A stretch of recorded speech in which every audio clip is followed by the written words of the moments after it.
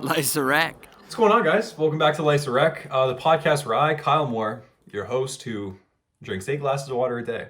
Pretty proud of that. I floss too. So, not to, What is that?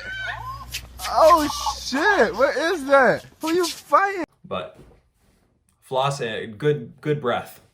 Or maybe not. I don't know. You'd have to ask somebody around me. Probably not. I've actually got a coffee here, which I'm going to be slugging away at throughout this episode, which is getting cold, so it might be going faster than you think. Guys, welcome back to the podcast. Before we get going into a very special Valentine's Day themed episode this week, I just kind of want to touch on the fact that the podcast has hit 6,000 downloads. 6 grand, which is foolish considering that 2 weeks ago we were celebrating 5,000. And that was after a year and I don't know, 7-8 months. I don't know exactly how. July of 2019 was when it launched. I'm not going to do the math right now, but from July 2019 up until 2 weeks ago, it had 5,000 downloads. And then within the past 2 weeks, we've jumped up to 6. So the momentum is it's going in the right direction. We also hit our first chart, which is insane. We were number 38 on the health and fitness podcast in Canada for the last episode that we did, which is crazy to say that after 2 years, the hours and stuff that I've put in and that to creating the podcast and that you guys have put into listening to it, that we finally gotten to this point where it's being seen and listened to on a national and international scale and being ranked up there with some of the top mental health podcasts in Canada and in the world. Like it's really, it's cool. I kind of teared up the other day when I was talking about it, because it is when you embark on some kind of creative pursuit, and in my case, this creative pursuit that also was highlighting the mental health stuff that I was going through in this mental health journey. When that really kind of catches a bit of a cultural nerve, I guess you could say, like when it finally gets to that point where I've wanted it to get for so long, it's the coolest fucking thing in the world. And so to any creatives out there, anybody who's starting a podcast who's like really disappointed by their numbers, just know that it takes a while, but good content is hard to ignore. That's something my profs and the people around me have always told me when I was at school. Good content is hard to ignore. So if you're creating content that you're proud of, you put effort into it, I think it's pretty hard to say that will go unnoticed for a while. But yeah, guys, thank you. And yeah, I'm excited to be able to do this now, chatting with you guys in this video format. This is dope. So yeah, this week on the podcast, we are having a interesting conversation because we are talking about, in honor of Valentine's Day, we are talking about possibly one of the most requested and honestly talked about areas within mental health as a whole, and that's sex, love, and relationships. Me, myself, I do not have much of those things. Yeah, I mean, I think this is just like through what I've went through, with mental health, with OCD and general anxiety disorder. I think that I've had my fair share of ups and downs in the old love life, and sex life and relationship life. And that's where we're going to get into all of it today. So, and first of all, before we get going, I do want to say 2 things really quick. First of all, there is a trigger warning on this episode because when I do talk about sex, I'm talking about the goods and the bad. So I do want to touch on sexual assault, rape, and if that's something that is a trigger for you, I recommend that you watch the first little bit of the episode. But then once we get into the latter half of the episode, when I start talking about sex, if that's something you're uncomfortable with, then I recommend you click off. I'm not going to really be like hammering down on those topics, but it will be a part of the discussion. I think it has to be. So yeah, I'm going to be talking about that. And then the other thing that I wanted to talk about before we get going is I wanted to talk about the sponsor for today's episode, which is Tether. Tether is this really incredible men's peer support social network that it has thousands of active members. All of these men are on this platform to support each other and to work through difficult times in their lives. I actually have a pretty intimate relationship with somebody who is a Tether user. It's me. Ding. But yeah, guys, I've used Tether, which you can check out in the App Store and download. It is TETHR. And actually, I just got a Tether notification on my phone. Yeah, it's been this incredible platform that has become a part of my support network. It's helped me with my accountability. It's helped me put, get some things off my chest and connect with men who are going through similar things that I am.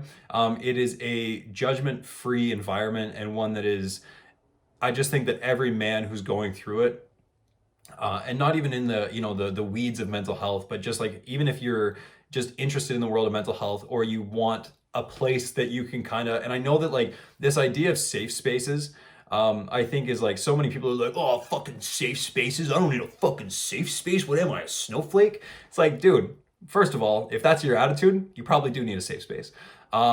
But like, if you just genuinely want to have a space that you can go to and turn to talk about your mental health with other men who get it and who aren't going to judge you for the things that you're going through, I recommend Tether. So download Tether from the App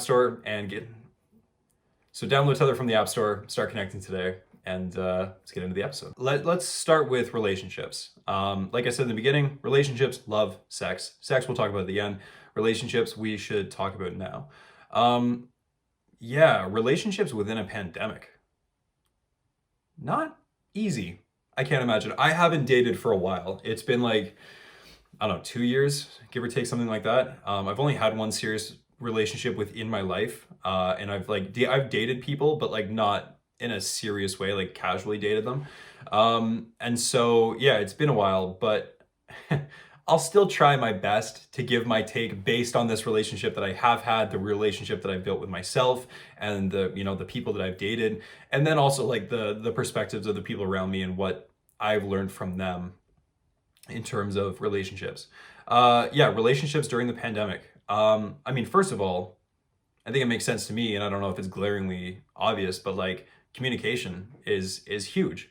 I think that you're at two very extreme ends of the spectrum, where if you're dating somebody within this pandemic, there's a good chance that you are either isolated with that person, or you are completely disconnected from that person physically, and it's a lot of like virtual dating, I guess. Because I mean, with small social bubbles, I guess it'd be one of those things where you are basically, if you're following the rules, which I hope you are, because I don't want to hide all this pretty face behind a mask for much longer. It's a crime. It's ridiculous. But if you are, going with the flow and going with the rules, yeah, I think that that's tough. And so that's the biggest thing is, yeah, with virtual dating, I would love if you guys would write me at Life's Direct Podcast and let me know how that's been for you, because it's not something that I'm comfortable with, to be honest. I love going on dates. I fucking love dates. I used to hate dates, back when I had these very lofty expectations of myself, these self-imposed expectations of perfection. I used to think it was so intimidating because I had to go in there and I had to sell myself. It was like a job interview, which is fucking weird. I had to go in there and I just sell myself, sell who I was, try to be this like, oh, like, who wouldn't want to be with all of this? And since then, since I really started to develop the relationship with myself through things like meditation, mindfulness, reading, self-reflection, whatever, may have you, yoga, I've really started to, I've dismissed this idea of perfection from my life essentially entirely. And so, I'm just gonna take a little sip of coffee here. So now I love dates, and that all happened because of a perspective shift, which I think people can do. I don't think that we are locked into one perspective. I think that once we accept the fact that we are allowed to have flaws, which is huge, I think we finally give ourselves that acceptance to say, like, you know what? That's something that I kind of fucked up on. That's totally okay. On to the next, or on to the next date. I'll learn that for next time. And that's the thing, is like, I love learning by fuck up. It's my favorite way to learn now.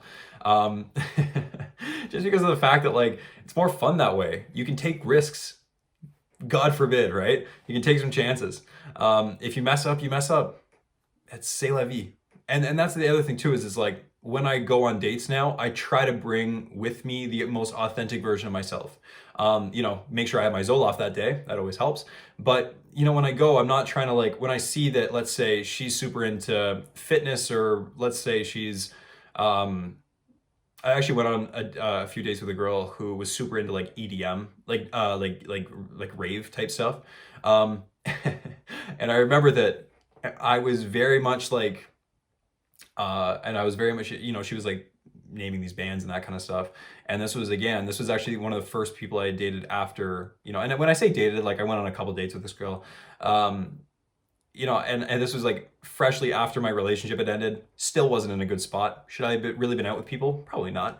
But I was in university, young, good-looking kid in Toronto, emotionally unavailable. God, what a catch. And so yeah, I remember that like she would like be throwing these like EDM like names of artists at me. And I was like, oh yeah, like they did that song, right? That like, yeah, oh yeah, I totally know what you mean. I had no idea what you mean. I love jazz. And like, and I fuck heavy with rap, and that's kind of my main thing. But like, the one genre of music I really don't like listen to a whole lot unless I'm at like a party or something is EDM, kind of like dubstep type stuff. And so I still was trying to change the perception of who I was. And it's like, why, if you're gonna go like, and I think that I was so hungry for this void that had been left by my previous relationship, to fill that void, because like I already had this incredible void inside of me that was left by years and years of self-hatred, and thinking that I was just like the human equivalent to like dog shit on a sidewalk. And basically my girlfriend who I had dated, back in university, she was this light, this only source of happiness and love. And so, or what I guess I thought of love at the time, because I'll kind of get into it. But yeah, like basically that was the only thing that was like giving me these good feelings of happiness and love, was the fact. And that's why I completely smothered my ex. I'll be the first one to admit it. Not a good boyfriend, not at all. Just not my, like, it just was one of those things where it's like, I just had no idea what I was doing. And I was going about things completely driven by, that voice you heard at the beginning of the podcast, or I guess if you're watching on YouTube, which by the way, if you're listening on Spotify, go check it out on YouTube, or Apple Podcasts or Google or wherever you listen to podcasts, check us out on YouTube. Life's a Wreck. Just look it up. If you're watching on YouTube, you wouldn't have heard the voice at the beginning, but that personification of my mental illness, I feel like he was in the driver's seat.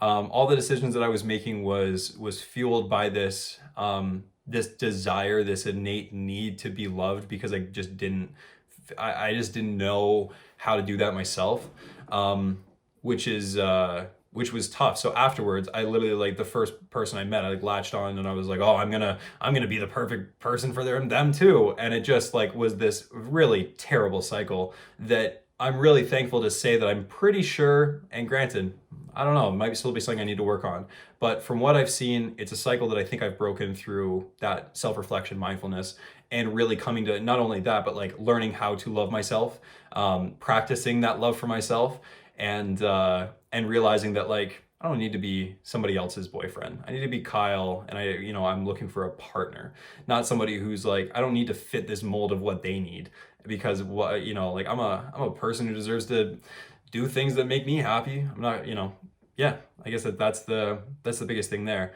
What I did want to talk about, just kind of like jumping back real quick, and I apologize for jumping all over the place. I'm going to try to as succinctly as possible hit these three elements of love, relationship, sex.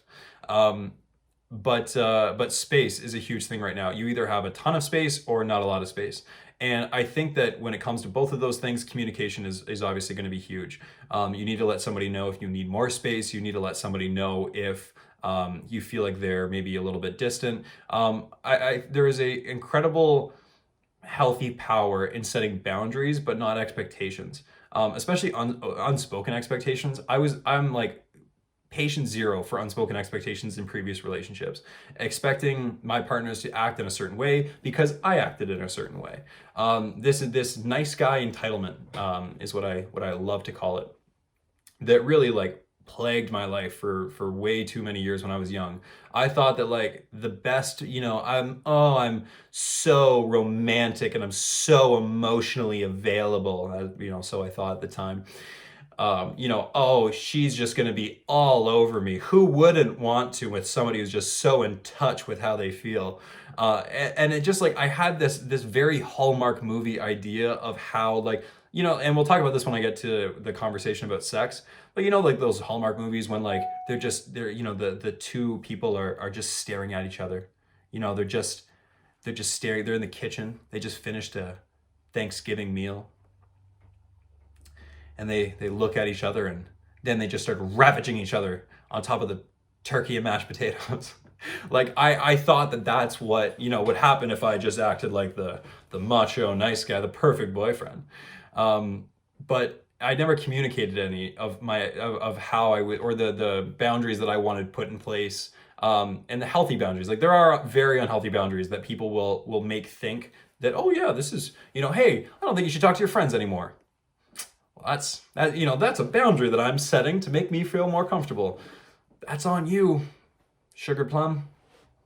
There's, and I'm bad at that. I hate saying I am, because like I haven't been in a relationship since, so it's not fair for me to say that that this is stuff, but it's stuff that I'm cognitively aware of now. And so I hope, when I say I truly hope that that's where I have progressed past that point.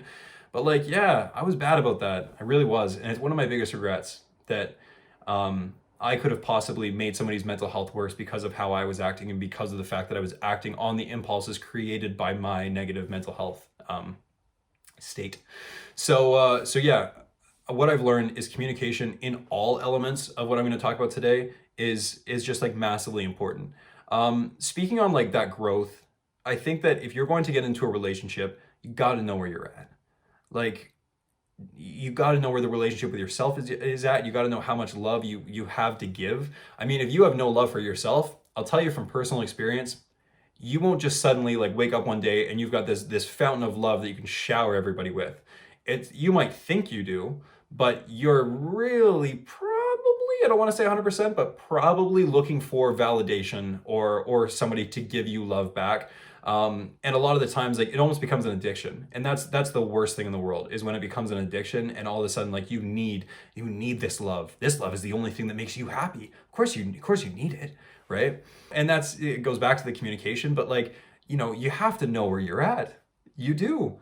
You wouldn't walk onto I'm gonna use another car reference, because why not? You wouldn't walk onto a dealership and not know how much money you have in your account and just hand them a card and say, hey, hope for the best. Or, I'll figure it out as I go. It's like, you got to take inventory of where you're at. That's huge. And that, that's self-reflection. Again, communication. And then also, like, respect each other enough to have those tough conversations. Like, respect each other enough to communicate. I know that you might think that maybe they're in the wrong, you're in the wrong, whatever, blah, blah, blah, blah, blah. They might not share the same values as you. Whatever.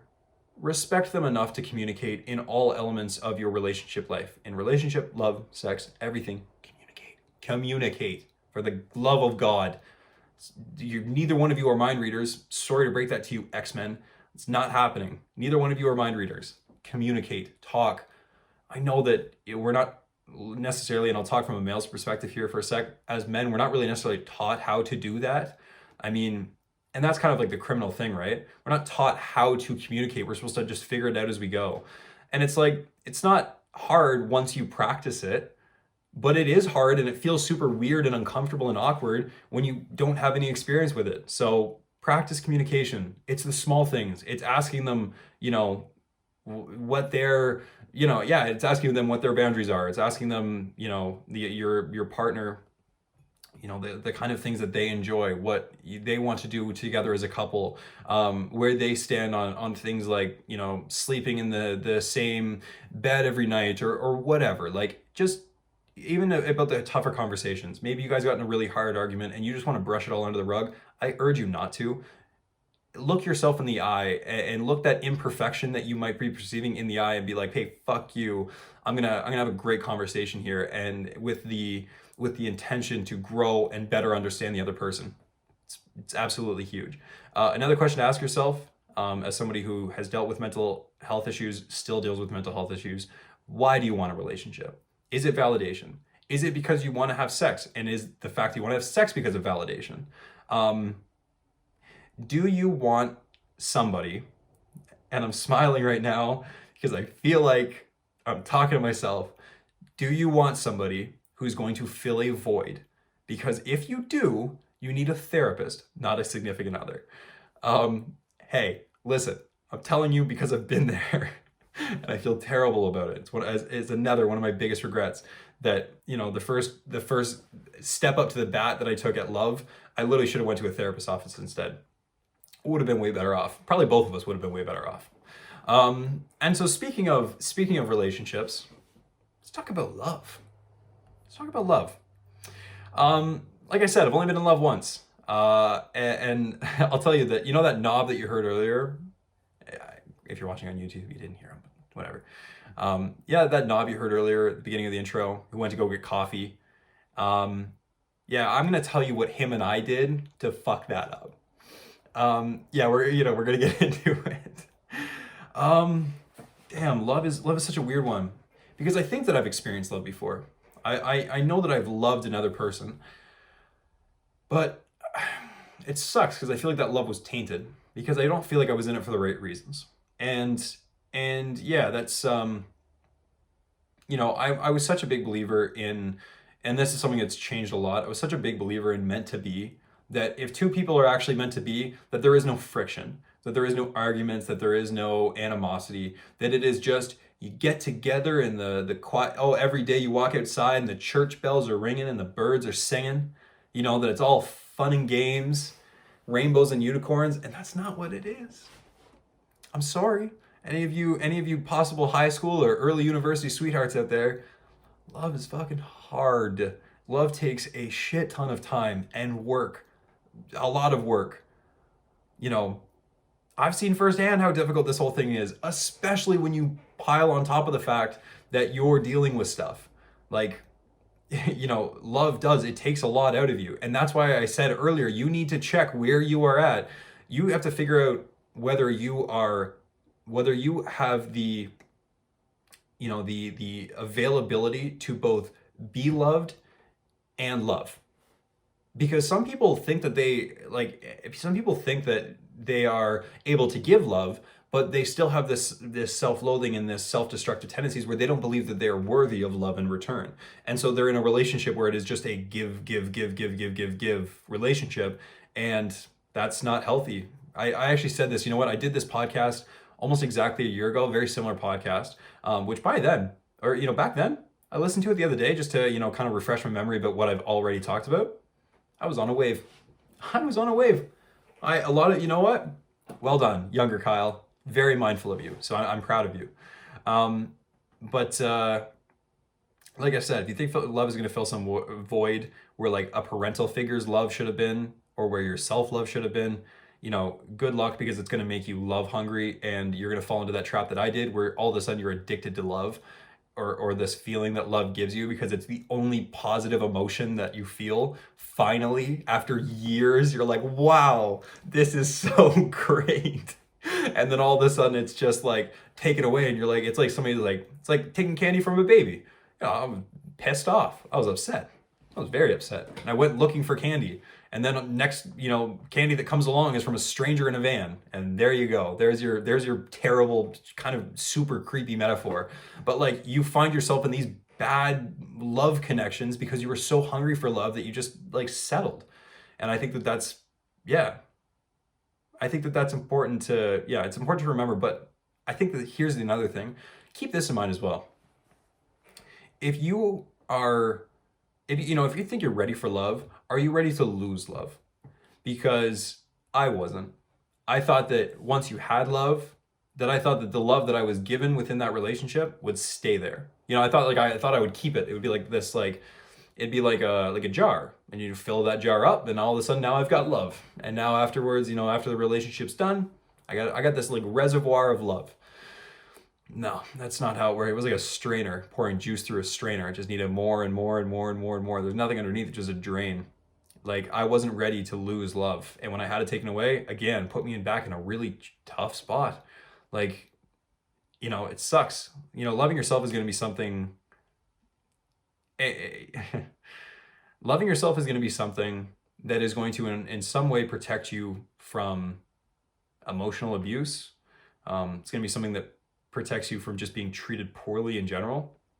Far too often. And I will say this about my community. I will say this about my school community, my university experience.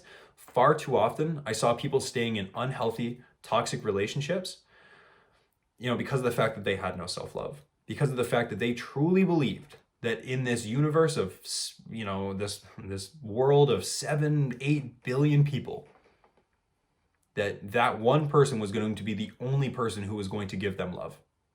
And they stuck around in these terrible relationships because why would you want to lose love, right? That's no fun. Losing love, that sucks. Excuse me. But I will tell you that, just, you got to know your worth. That's it. You got to know where you're at. You got to know your worth. And I will tell you, for anybody out there who doesn't think that they have worth, I will tell you right now that you unequivocally do. There's a Webster's word for you. Like, you do. You fucking do. I don't know, and I get it. I've been there. I literally am still there some days where it's like, I'm like, what are you talking about? I don't deserve this, or I don't deserve like a good love or whatever. And I was raised in a house with two loving parents and a younger sister who was, loved me, and friends who loved me, and a community who loved me. Like, I had love, and yet I still didn't know that I was worthy of love. And it's just, it is a lot of self-reflection. It is. It's huge. So, you guys have waited long enough. It's time to talk about the fun stuff. It's time to talk about sex. Yes, sir. Big taboo sex. Sexy time. Taboo. Taboo, sexy time. Oh, don't talk about sex. God forbid the people have it. Oh, terrible. I never really got the taboo nature of sex. Never. I don't really get it. It's literally the one thing that, if you really boil it down to it, the large majority of the population, does. And it's basically, if you want to talk about legacy, it's kind of what we do as human beings is we have sex, and then little us's populate the earth when we're gone. It's like everything on the actual planet has sex in one way or another. Sex is who we are. It's what we do. But yet we have so stigmatized it for so long, and we've pretended that people aren't having it. It's super weird, and I don't get it. I don't understand why we can't have open and honest conversations about sex. First of all, I think it would help immensely with this sense of entitlement that I think a lot of young people have about it, that if they do certain things or act a certain way, that they are entitled to sex. I just think that we just need to talk about it. Would I have wanted to have these conversations with my parents when I was 14, 15? Fuck no. But in hindsight, would it have probably actually helped me down the line if we had same thing as how we talk about mental health through this podcast is how I want to talk about sex in a way that is not stigmatized and taboo. People have sex, and guess what? People like having sex. Well, oh my goodness. What? It's so crazy to believe. And so, if you are my parents and you don't want to listen to this, I get it. Do I really want you to hear this? Not really. But do I think that as somebody who wants to set this example for other people to have these conversations, especially with young men, because that's the perspective that I can talk from, 100%. So, let's talk about sex. First of all, I've had sex. Let me tell you. Okay. Yeah. Just tons of it. I'm kidding. I've had good sex. I've had bad sex in my life. I'm not gonna pretend every time I hop in the sack with somebody that it's the heavens open up and everything's all hunky-dory. I've had really bad sex in my life for extended periods of time. And that is just life. And the reason, what I would give the bad sex and the good sex credit for, probably my mental health in both situations. The better my mental health has gotten, the better my sex life has gotten. And that's just it. That's what it is. When I had my really terrible mental health spells, I was having the worst sex of my life. I was so fixated on pleasing the other people that I wasn't thinking about myself at all in the moment, which I'm going to talk about in a bit, about the idea that you need to prioritize your pleasure, which I know for some people they're like, I'm a giver. Yeah, exactly. So giving gives you pleasure. So talk with the other person, communicate with them, and figure out how we can make that happen. But you still have to prioritize yourself. And this goes for women, this goes for men, this goes for whoever. When you are getting into bed with whoever, or I don't know, wherever people have sex, I don't judge one way or another. Like, it's about communicating, and it's about like understanding, like looking to understand the other person and have the most enjoyable mutual consensual sex possible. So I want to talk about this entitlement that I have fallen victim to, and I know that a lot of both men and women, or whoever is having sex, have fallen victim to this sense of entitlement that because of an action that you made, you are entitled to sex. Excuse me. I mean, there is nary a situation where you are entitled to sex within your life. Took her, I'm going to talk from my perspective, which is a straight man. Took her out for dinner. Good for you. Took her to a movie, had a great date. Good for you. She gave you a little coupon that said one sexy time. Good for you. Doesn't entitle you to sex. What entitles you to sex is the action of like eager consent. And I say eager consent, and I know that this is where it gets tricky. But we shouldn't be having sex with people who seem hesitant about having sex with us. I will tell you from personal experience, the best sex that I've ever had, now mom and dad really, I swear, if you want to turn this off, I will not blame you. Because I know you guys are very supportive of the podcast, and if you've listened up to this point, whatever. But the best sex that I've had within my life has come from eager, like very eager consent. Actually communicating with this other person and being like, hey, how are you feeling? Is this something you're interested in? Do you want to do this? Does this feel good? How about this? Do you want me to do this? Do you want me to do that? And then I would like if you would do this, or communicate. I don't care if you feel, it's going to ruin the moment. Dude, this isn't fucking porn. There's no script. Like those, it's like, I'm just doing it this way, I'm going to flip you over this way, and I'm going to throw you against the wall. And, it's like, chill out, dude. Fucking relax. Talk with the person. like just chat. Oh my God. And this, I don't care what age you are, fucking chat. Talk with the person. Oh my God, you are literally two people who are being intimate together. Whether it's casual intimacy or, serious long-term intimacy, like, talk. You're going to have sex with that person, but you can't say, hey, do you want me to do this? Or should I, how do you feel? Do you feel comfortable? You're going to put your member, you're going to go splunking, and yet you won't have a simple conversation with that person. That's nuts. And I hope to God you guys see that is fucking crazy. Like, come on. Like, chat, talk, have fun. I think that is the biggest thing, is throughout, all of high school, it was pushed. Abstinence, abstinence, abstinence. No one's here is having sexual relations. Okay. Yeah. Yeah, as if we're going to pretend like 16-year-olds aren't the horniest people on the fucking planet. I've been a 16-year-old boy. I get it. I'm only 5 years... Am I 5 years removed? No, I'm 6 years removed. 6 years removed from being 16. I remember freshly in my mind. Like, the thing that we don't think that 15 and 16-year-olds are doing it is silly. And, like, I don't know why we're not having these active conversations about, like, hey, let's talk about sex, because, I don't know, we're not idiots. Like... you can only pretend and live in this blissful ignorance for long enough until you realize you're like, oh wait, wow, the teen pregnancies are really on the rise. It's almost like people aren't educated about sex. Wow, rape's happening, sexual assault's happening a lot in young adults. God, If only somebody was there to teach them about sex. Not my job.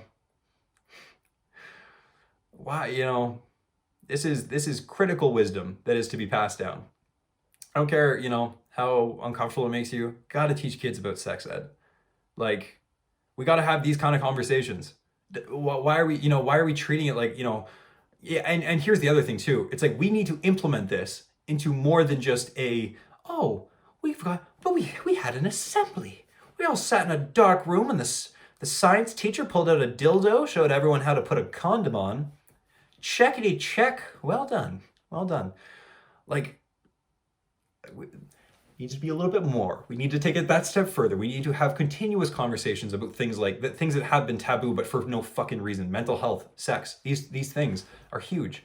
So, to the young men and the young women out there, let's really talk really briefly on to something like virginity.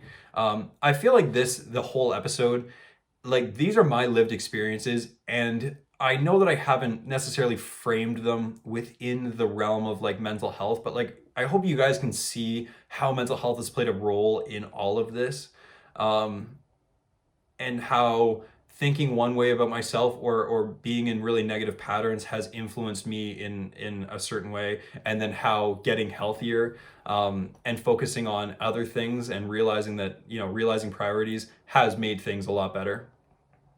But for young people out there, let's talk about virginity. If you're having sex for any other reason than safe pleasure or fun, I guess you could say, it's a serious, it's a commitment that you're making with that person, a physical commitment. But if you're having sex because of the pressure from your friends or fucking even family, I know I've heard some guys talk about the fact that they're like dads and stuff, or uncles or grandfathers or whatever, were pressuring them to have sex, like lose their virginities. That's fucked up. If you're not doing it because you and another person are ready to take that commitment and understand the risks involved, but also understand the good components of what you're doing and the bad, like if you're not educated on what you're doing and you're not doing it for good reasons, I guess you could say. I don't know. I do feel like an awkward older brother giving you guys a chat about sex. But like, if you're having sex for the wrong reasons, really think about why you're having sex. It's huge. I mean, I know in my life that, like, literally, again, I was having sex for validation. I was having sex because when I was a kid, I hated how my body looked and I hated who I was as a person. So I figured, well, if this person's gonna have sex with me, obviously, something's working. They validated my body. It's a terrible way to look at sex. Now, I quite enjoy my sex life. Find it fun. There you go. Because of the fact that now it is prioritizing my pleasure, prioritizing the other person's pleasure and comfort. It is communicating. It is understanding that not all sex has to be fucking porn sex, for the love of God. Sex doesn't have to be this fucking spectacular circus performance. It can literally just be sex, enjoying the moment, enjoying each other. Like, fucking talk about it, you nutcases. Yeah, prioritize your pleasure. That was the last thing I wanted to talk about with this. So there was a lot. You could literally do a whole episode on sex, and I actually plan on doing that, because I think that it is such an important conversation to continue to have. But yes, this idea of prioritizing your own pleasure, you should be having pleasure not for, I think that this is like why, like, you see people who are porn addicts and who are addicted to masturbating and that kind of stuff. It's because of the fact that, and I don't want to say it's solely because of the fact, because I know that, people get addicted to things for a variety of reasons. But I'd say that largely, in my own life, certain times with both of those things, it was because of, like, the fact that there was no other like pleasure within my life. There was no internal joy or anything like that. And so you reach for this external pleasure, this short-term external pleasure. And that's what, porn for, like, it releases the dopamine and serotonin and whatever, into your brain. And that's why it's so easy to become a porn addict, because when you're, knocked my hand there. Because when you're miserable or whatever, like, of course you're going to kind of turn to something that's like that makes you feel, makes you feel like strong, powerful, in control, right? And that's what those things are. But you can't let that trick you into thinking that you are entitled to sex. Prioritize your pleasure. And if your pleasure is, you know, you found that through you really spending that time with yourself, that your pleasure comes when other people, no pun intended, your pleasure is there when other people are, you know, having fun, then it's pretty straightforward. Just be like, you don't have to be good in bed, you just have to be a good communicator. And I promise you that those two things go very much hand in hand. I hope that this wasn't too weird. I mean, definitely, like, I know that the guy in the background, again, YouTube, you gotta listen to the podcast on Spotify or Apple Podcasts. But I know that, like, the guy in the background, he's kind of barking at me right now in my head about the fact that, you know, maybe I rambled a little bit, or I wasn't as concise on these topics as I wanted to. But these are three areas that affect mental health a ton, and they take a lot of work, and they take time to, it takes time to practice. All three of those things: relationships, love, and sex. Practice. Practice makes perfect. I know some people are going to be out there, some more maybe traditional folks are going to be not really loving the idea that I'm like, hey, practice sex. But fucking practice safe sex. For the love of God. Like, and here's the other thing too. Fucking wrap it up. Okay? I'm sick, you know, listen, me in my own life, I'd like to think I'm really safe. I am, straight up. I am very safe when it comes to the bedroom. I know a lot of people in my life who aren't. It feels better when practice safe sex. Practice sex. Do it. Practice relationships. Go on dates. Figure out what you like, what you don't like. Be yourself. Practice love by loving yourself. Figure that out. Practice makes perfect. The biggest thing that I want to emphasize today is communication, practice, allowing yourself to feel good, understanding that you are worth love and relationships, filling that void yourself before you bring somebody else into the wreck of your life. Speaking directly to myself on that one. It's an interesting, all three conversations that I would like to continue, and you can continue with them with me at Life's Work Podcast on Instagram, because I would love to hear your takes on mental health, relationships, love, and sex. Very important topics, and ones that we need to talk about way more. So for all of you guys watching on YouTube, first of all, hey, thanks for watching on YouTube. You guys are the best. I really appreciate the fact that you're supporting the podcast on a new platform. It's amazing. I love to be able to do this and chat with you guys. The best way to connect with me is on Instagram at Morsey, or on Instagram through the podcast at Life's Rec Podcast. And shoot me a DM. I want to hear from you guys about this conversation, because it's massively important, and I feel like there's a lot of different elements of it that I could cover that maybe I did or I skirted around or whatever. So let's chat about that. And guys, I want to thank you guys for tuning in, because life's a wreck. That's okay. So is love, sex, and relationships. So we're good. Happy Valentine's Day.